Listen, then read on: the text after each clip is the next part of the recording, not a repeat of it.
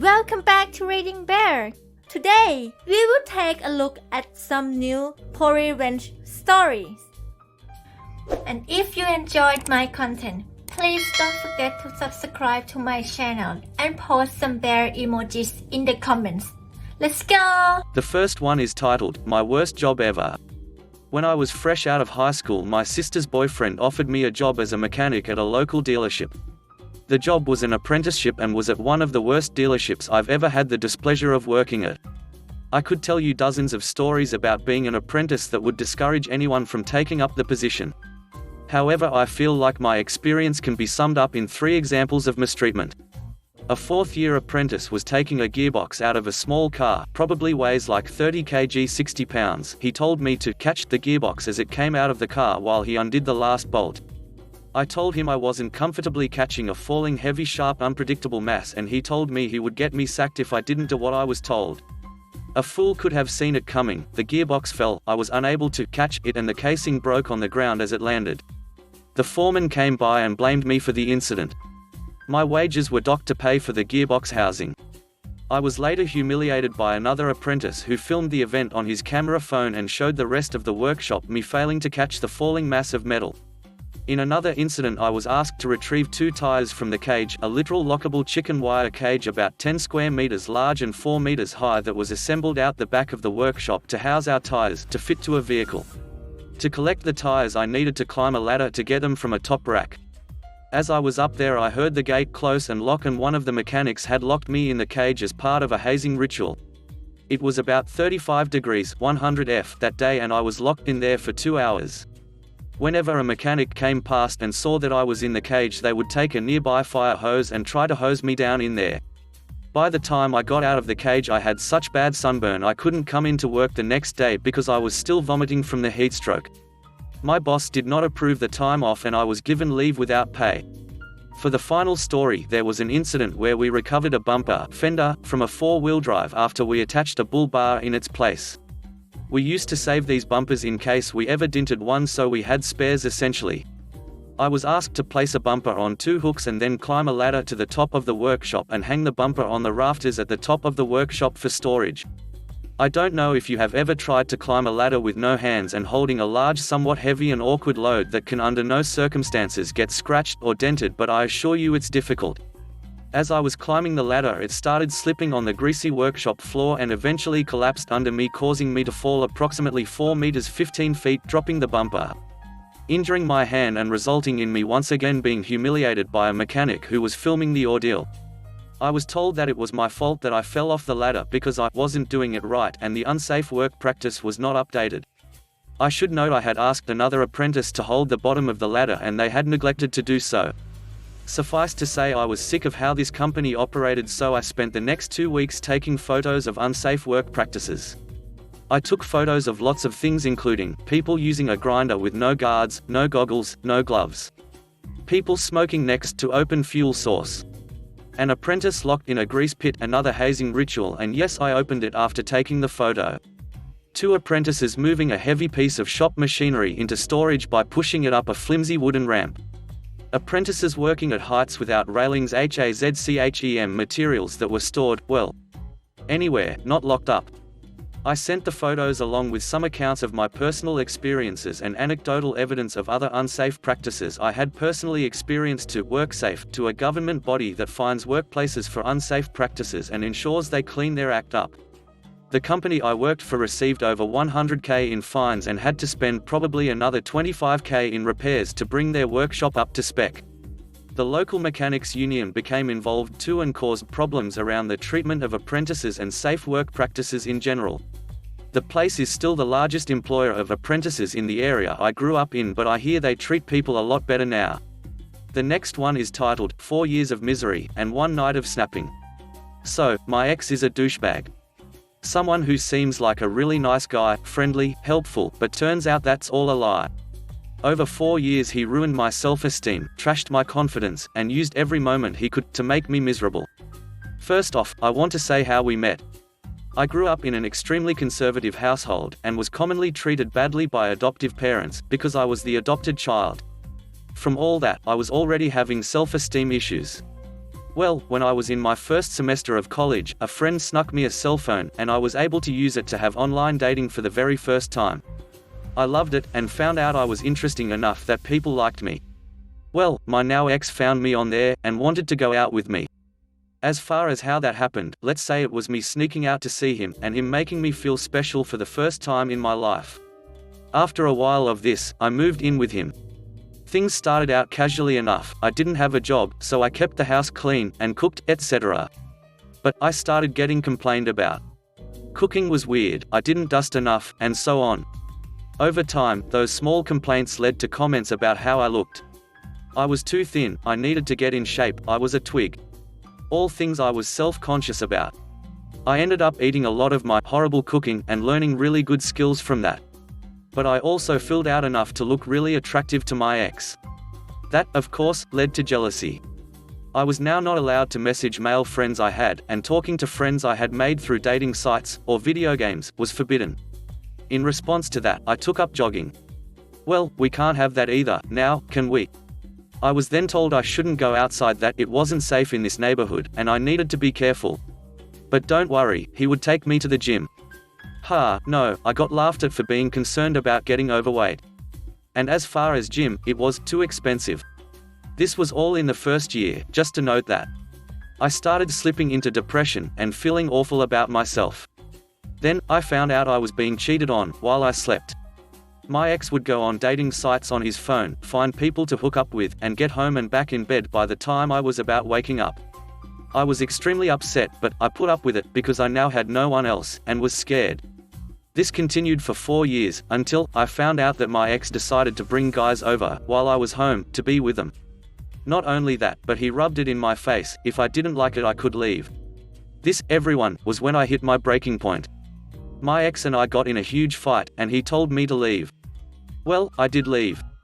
But he had a huge antiques collection that he cared about, and always was bragging about. Several $1,000s worth of things he kept buying and storing. Well, I grabbed the case he kept his antiques in and dropped it while getting my things out to leave. The fall destroyed everything he cared about, and had it so he was panicking, screaming how all his things were ruined, and how much that meant to him. I turned to him, while I had my few belongings, and hissed, "You care so much about your things. You should have cared about others more. I put up with your crap, mostly because I loved you. But guess what? Good luck ever finding anyone to ever care for you again." After that, I stormed out. But my ex had told me something while he was drunk.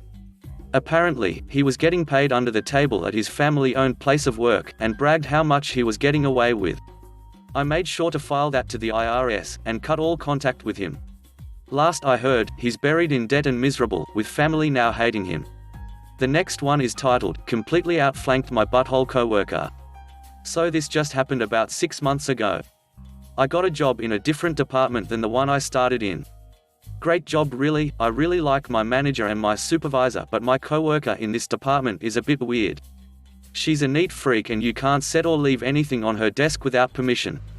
You can't touch her chair because she has back problems. She slaves all over her job and whines constantly about how much work she has. I started my role and floundered a bit.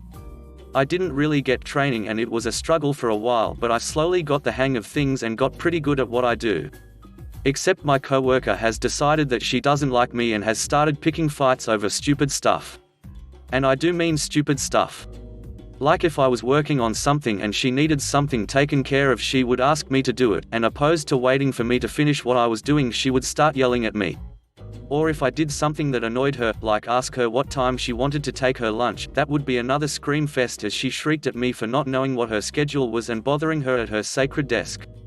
It got bad enough that we both got called into a meeting where our manager told us that we needed to work things out or they would make changes, and left it there. That improved things for a little while, and then she was back to where she was before. Then I realized that she was keeping a log on me of every single mistake I had ever made. Seriously. Put a box on the wrong shelf? It goes in the log. Leave a power supply out of something by accident? It goes in the log. It got to the point that she complained to my manager when she thought my clothes weren't clean enough to wear to work. We work in a warehouse. I don't wear nice clothes in my role. And I ended up having to have an embarrassing conversation with my manager.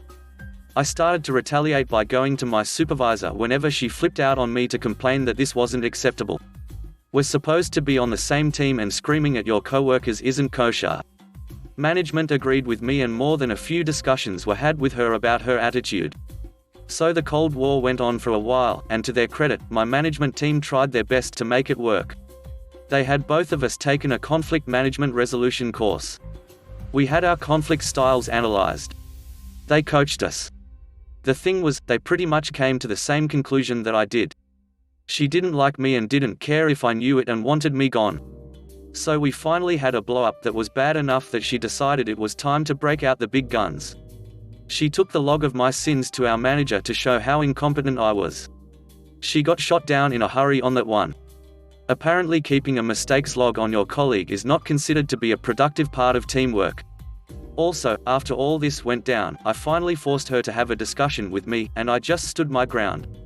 I told her that I'm not hard to work with, I'm glad to help out with stuff, but I needed her to be reasonable about things. Management agreed with me and gave us some suggestions that, to her credit, she attempted to partake in, and things were okay for a couple of months. Then my wife called me one day to confess to me that she'd come down with a medical problem that she had been hiding from me because she was embarrassed about it. It shook me up a bit, but I went and talked to my supervisor and I felt a lot better afterwards. I went back to work and immediately got grilled by the coworker. Where did I go and what was I doing? Talking with our supervisor. About what? Something private. She kept badgering me about it to the point that I had to ask her to stop and leave it alone because I didn't want to talk to her about it. The next day when we were working, she asked me a question about something, and when I responded she completely lost her mind and accused me of treating her poorly and demanded to know what the problem was. I told her I had some problems at home and if it was affecting my work I was sorry.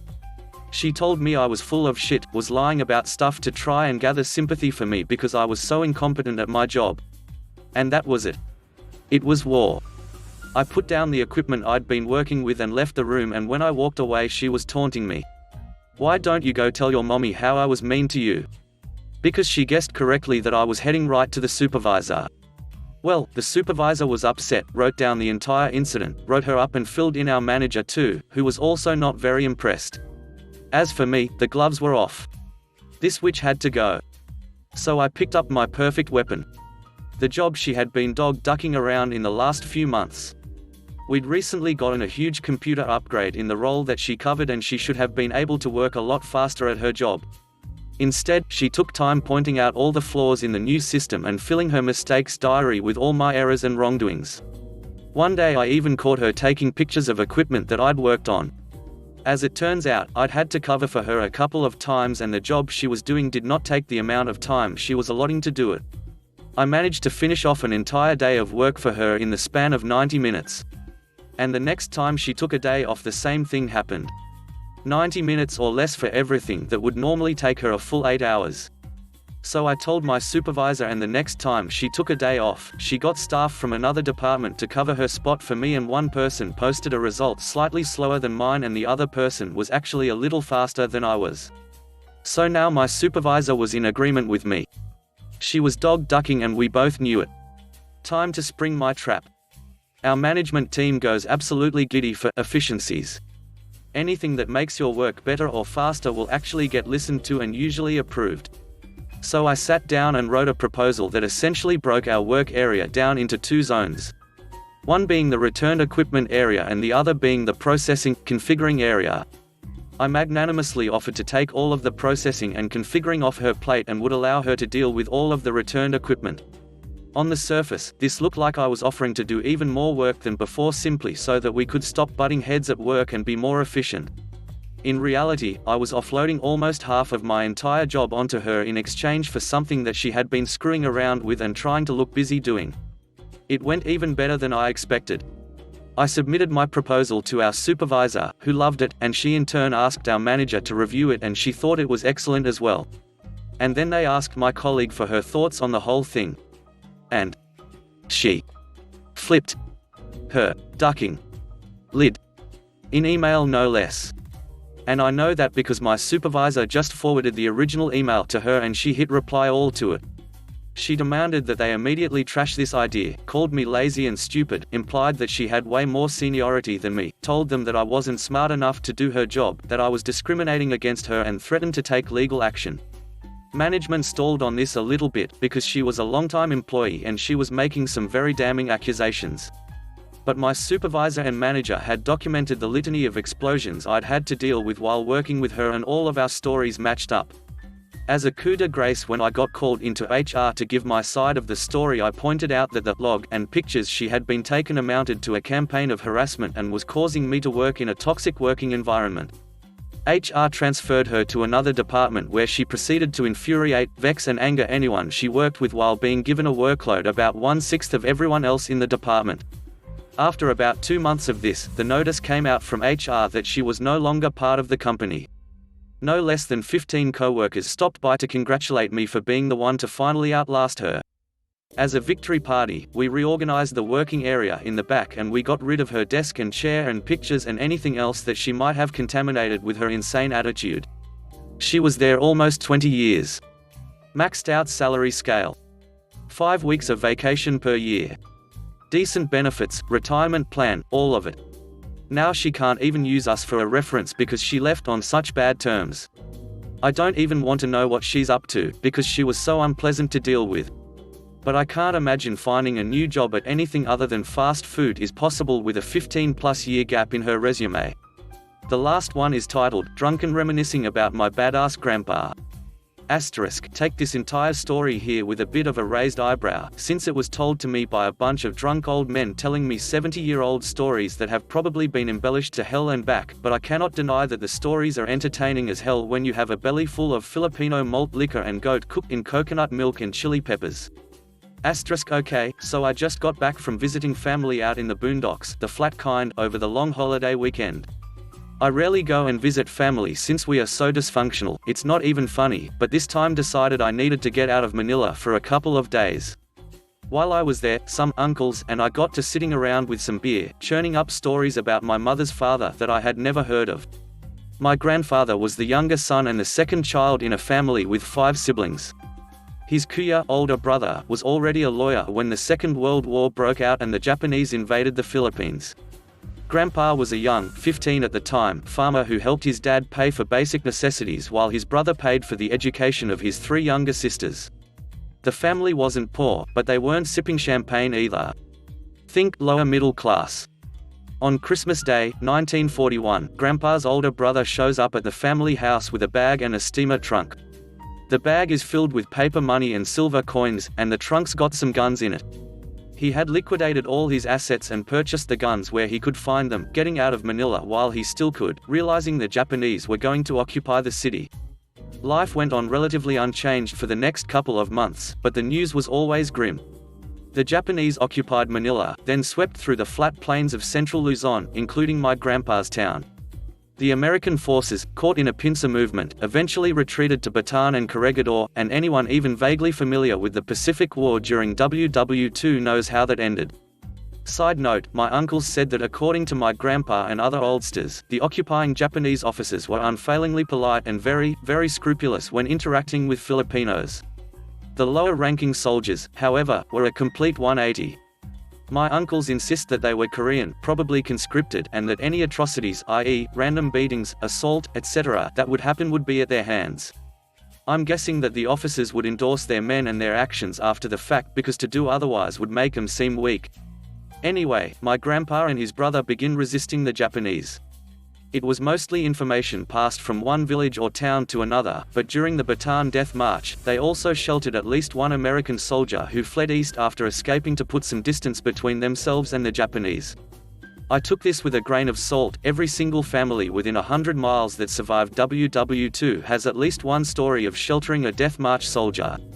It came to a head in late 1942, when another resistance group from a nearby village stole a truck with a load of gasoline or ammunition. My uncles couldn't agree. The Japanese went house to house looking for the perps, and they caught my grandpa's brother in a well, trying to hide some weapons. After they pulled him up and they found the guns, my grand-uncle was summarily executed by bayoneting. My grandpa was very close to his kuya. After a period of grief, he went full-on malevolent on the Japanese, including colluding with his neighbors to make rice, fruit, sugarcane wine and selling it cheap to the occupying garrison. It wasn't large, maybe 15 to 20 men total, preying on their already poor discipline and reducing them to drunkards. They got so bad, they were replaced by another unit. Grandpa introduced the new boys to the joys of drink, too. Rinse and repeat. Japanese officers yelling at their troops became a common sight.